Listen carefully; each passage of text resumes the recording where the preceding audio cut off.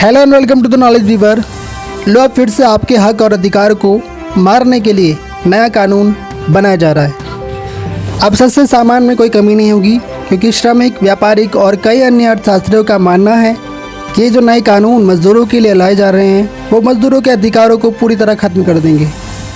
अब जब अधिकार ही नहीं रहेंगे तो फिर आपको मशीन बनाना बहुत आसान हो जाएगा, और ये सब देश के विकास के लिए किया जा रहा है, और इससे व्यापारिक सहयोगियों को साझेदारी करने की भी छूट मिल जाएगी। लेकिन आज सब जान गए हैं लेबर कोड की वे बातें जिसमें सरकार अपनी कमी को छुपा रही है, मगर स्ट्राइक छुपने नहीं दे रहे। आए दिन कहीं ना कहीं स्ट्राइक हो रहे हैं। इस लॉ के अनुसार इसमें काम के घंटे बढ़ाए गए हैं। मतलब अब अपना दर्द और चैन, सुकून सब भूल जाओ और ख़ुद को पूंजीपतियों को समर्पित कर दो। इस नए लेबर कोड में कंपनी को सप्ताह में 4 दिन 12 घंटे का काम करने की मंजूरी मिल सकती है। यानी पहले 8 घंटे का काम होता था कागज़ों में और 10 घंटे काम कराया जाता था। कराया जाता है आज भी। और ये सच है, ऐसी अनेकों कंपनी हैं जो खुली गुंडागर्दी करती हैं गरीब मजदूर के साथ, और वो बेचारा बर्दाश्त करता जाता है, क्योंकि घर की जिम्मेदारी के बोझ तले दबा व्यक्ति किस से लड़ेगा। यहाँ तो सबके सब एक से एक बड़े चोर और बेईमान हैं। और अब आपका वर्किंग आवर 12 घंटे तक हो सकता है कागज़ों में, मतलब 14 से 15 घंटे काम करना होगा आपको। ऐसा मैं नहीं कह रहा हूँ, आपकी सरकार और पूंजीपति मिलकर आपके लिए विकासशील योजना लेकर आ रहे हैं। इससे ज़्यादा कुछ नहीं होगा, बस आपकी मानसिक और शारीरिक हालत ख़राब हो सकती है, जिससे आप जल्दी ही खुद को हर दिन मरते हुए देख पाओगे। मतलब ये है कि आप भाग्यशाली हैं कि आप खुद को हर दिन मरते हुए देखोगे। किसको नसीब होता है खुद को मरते देखना? तुम्हारे घर वाले भी देख पाएंगे, और तुम्हें फिर से 1947 से पहले की याद आएगी, जब आप अंग्रेज़ों के गुलाम थे। और तुम्हारे महान व्यक्ति जो अब नहीं रहे बहुत ही प्राउड फील करेंगे कि वाह, जिस आज़ादी के लिए हमने अपने प्राणों की आहुति दी तुम्हारे लिए, वो तो तुम्हें पसंद ही नहीं आई। तुम तो फिर से वही गुलाम बन गए, जिसका डर था वही हुआ। अब की बार कोई मुग़ल या अंग्रेज़ नहीं आए, ये सब तुम्हारे अपने हमारे अपने। और दूसरा हमला किया है आपकी आज़ादी पर। नए औद्योगिक लेबर कोड के अनुसार अब किसी भी स्ट्राइक से 60 दिन पहले नोटिस देना होगा आपको। मतलब आपके साथ कुछ भी गलत हुआ हो, या आपके साथ हैरेसमेंट हो, मार पिटाई हो, आप उनके खिलाफ़ आवाज़ उठाने के लिए 60 दिन पहले बताएंगे कि अब बर्दाश्त नहीं हो रहा है। इसके बाद भी कुछ होगा या नहीं होगा वो तय नहीं है। और आवाज़ उनको सुनानी है जिसके ना तो कान है और ना ही आँख। मतलब सरकार जिसको सिर्फ वोट के समय गरीब जनता मजदूर याद आते हैं और सब कुछ दिखाई देता या सुनाई देता है। वो सरकार जो नए नए झूठे जुमले वादे देकर हमारा खून चूस रही है, और आज तो हद ही कर दिया आपने। मतलब देश के विकास के नाम पर ये जो षड्यंत्र आप रच रहे हैं, ये एक दिन ज़रूर आपको ले डूबेगा। देश में आज बेरोजगारी पहले से इतनी अधिक है, और हवा, पानी, भोजन सब मिलावटखोरी का शिकार है। आज इंसानियत मर रही है और कोई देखना नहीं चाहता, न सरकार, न जनता, न प्रशासन। और सरकार उन बेसिक मुद्दों जैसे गरीबी को कैसे कम करे, रोज़गार का सृजन कैसे करें, देश के लोगों का फिजिकल हेल्थ, मेंटल हेल्थ कैसे ठीक हो, जिससे देश का प्रत्येक व्यक्ति देश के विकास में योगदान दे सके, उन पर ध्यान देने के बजाय उनके लिए फिर से गुलामी की जंजीरों में बांधने के लिए नए नए तरीके लाए जा रही है। ये बिल्कुल भी बर्दाश्त करने लायक नहीं। अरे चाहते क्या है आप? ये देश की सरकार, अरे डायन भी अपने परिवार को छोड़ देती है, और तुम तो उनको नोच रहे हो जिनकी वजह से तुम उस कुर्सी पर बैठते हो और अय्याशी करते हो। यानी अब श्रमिक तुरंत विरोध भी नहीं कर सकते, इससे उनकी आवाज़ और दबाई जा रही है।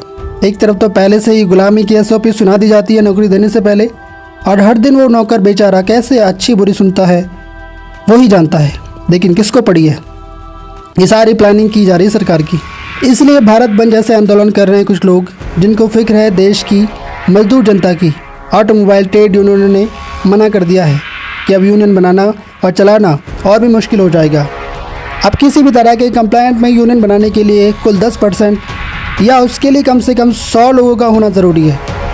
पहले जो सिर्फ 7 लोग यूनियन बना सकते थे, अब नहीं बना पाएंगे। यानी छोटे यूनियन में आवाज़ उठानी और मुश्किल हो जाएगी। मतलब कंपनीज मालिक कुछ भी करे, उनका कोई कुछ नहीं उखाड़ पाएगा।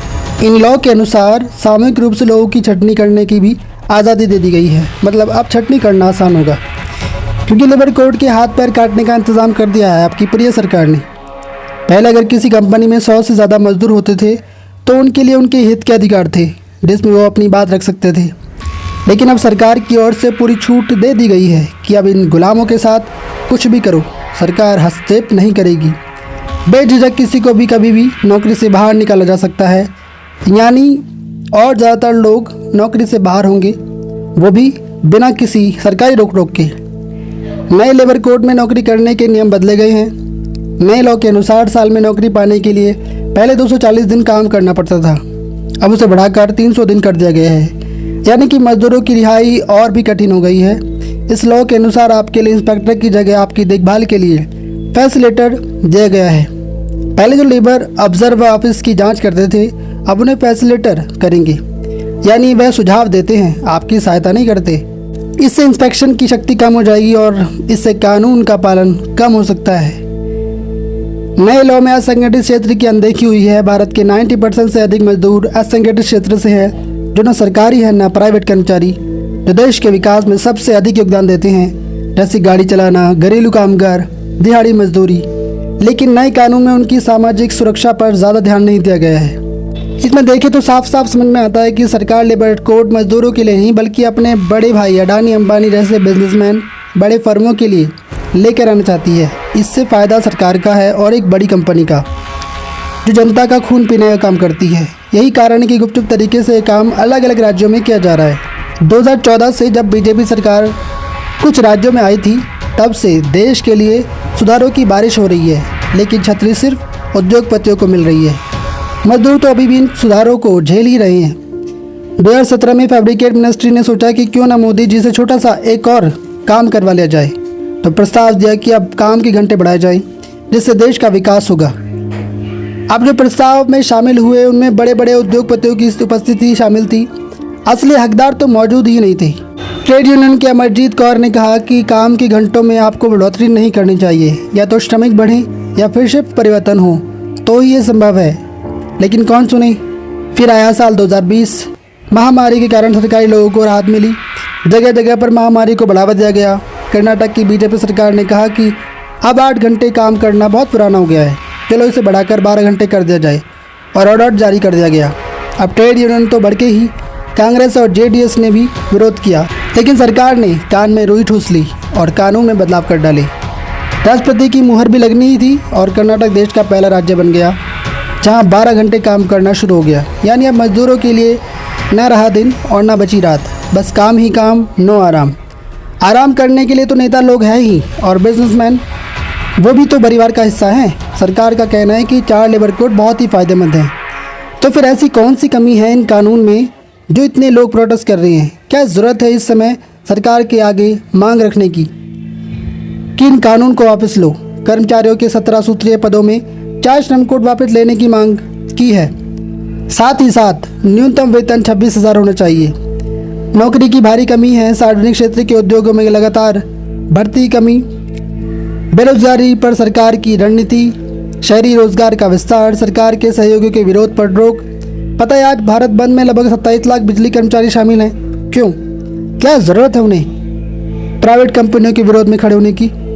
बिजली के अनलॉक से कर्मचारियों की रोजी रोटी पर भी पड़ी है लात। विरोध तो लगातार वे कर ही रहे थे, मगर सुनता कौन है? टीवी अखबारों में सब चंगासी जैसे नाटक दिखाए जाते हैं, क्योंकि टीआरपी लेना होता है और सरकार की सुननी होती है। मगर सच तो यह है कि भारत में बेरोजगारी की समस्या बहुत अधिक बढ़ रही है। भारत बंद का एक कारण बैंकिंग और बेरोजगारी भी है, और यह मिनिस्ट्री के वर्तमान साप्ताहिक स्थिति सर्वेक्षण के आंकड़ों से पता चलता है कि मई 2025 के दौरान सभी आयु वर्ग के युवाओं में बेरोजगारी दर 5.6% हो गई है। युवाओं पर बेरोजगारी की मार सबसे ज़्यादा देखने को मिली है। मई में राष्ट्रीय बेरोजगारी दर 15 से 29 आयु वर्ग के लिए बेरोजगारी दर 15% हो गई है, जबकि अप्रैल में यह 13% थी। पुरुषों में बेरोजगारी दर 5.6% रही, जबकि महिलाओं में थोड़ी अधिक 5.8% रही। ऑब्वियसली ऐसे कुछ नियमों के कारण 25 करोड़ लोग एक साथ बेरोजगार हो गए।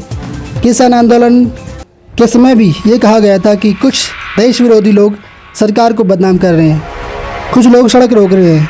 इस बार भी कुछ लोग ऐसा कर रहे हैं। देशवासी नहीं, लाखों किसान, विशाल कर्मचारी कुछ लोग हैं, और कुछ लोग जो सारा पावर लेकर बैठे हैं वो पूरा देश है। ये जो कुछ लोग हैं वे किस स्थिति से और क्यों परेशान हैं ये जानने की कभी आपने कोशिश की? क्या ऐसा है देश का सेवक जिसको पहले जो देश और परिवार लगता था कुछ लोग लगने लगे हैं? व्यवसाय से ही केवल क्या मतलब है? बाकी गरीब जनता कहाँ जाएगी जो पता नहीं कैसे कैसे करके अपनी ज़िंदगी गुजारती है? कभी ज़मीनी स्तर पर तोड़कर देखते हैं आप कि कभी भी किसी देश के गरीब इंसान की बात दिल से सुनी और समझी आपने? नहीं। इस सबको पता है कि देश के 140 करोड़ देशवासियों की समस्या आपसे हल नहीं होगी, ये सबको पता है। बट एटलीस्ट ये तो समझिए कि ये जो कानून आप लेकर आना चाहते हैं, कितने लोगों को इससे ये फ़ायदा होगा और वो कितने लोग हैं जो इसे करने के लिए समर्थ हैं? सर, 10 घंटे काम करके इंसान की जान निकल जाती है और आप उन पर और बोझ डालना चाहते हैं। और मैं ये ऑफिशियल वाली जॉब की बात नहीं कर रहा जिसमें कुछ लोग चेयर पर बैठकर काम करते हैं। जो बेचारा मजदूर तबका है उनकी आंखों से देखिए कितना दर्द है इसमें। 10 घंटे काम करने के बाद वो बेचारा अपने परिवार और बच्चों को समय नहीं दे पाता। नींद हराम हो जाती है कि कल फिर से समय पर जॉब पर जाना है। इन्हीं बातों को सोचते हुए वो सोता है और रोता है। वह आम इंसान समय पर नहीं गया तो नौकरी से हाथ धो बैठेगा और हर दिन वही रोज़ बॉस की डांट, रोज़ की गाली, प्रेशर, हर दिन वो पेन झेलता है। लेकिन क्या कर सकते हैं? न तो सरकार को दिखाई देता है न सिस्टम को। आपको क्या लगता है कि ये नया लेबर लॉ जारी किया गया है ये अच्छा है? तो प्लीज़ कमेंट कीजिए और बताइए कि किस प्रकार अच्छा है और क्यों, और गलत है तो क्या असर होगा आपकी नौकरी पर। इस बात पर गौर कीजिएगा और हाँ, कमेंट करके इस मुद्दे पर अपनी राय ज़रूर दें। वीडियो अंत तक देखा हो, अच्छा लगा हो, लाइक करें, सब्सक्राइब करें और शेयर करें। वीडियो देखने के लिए बहुत बहुत धन्यवाद। जय हिंद, जय भारत।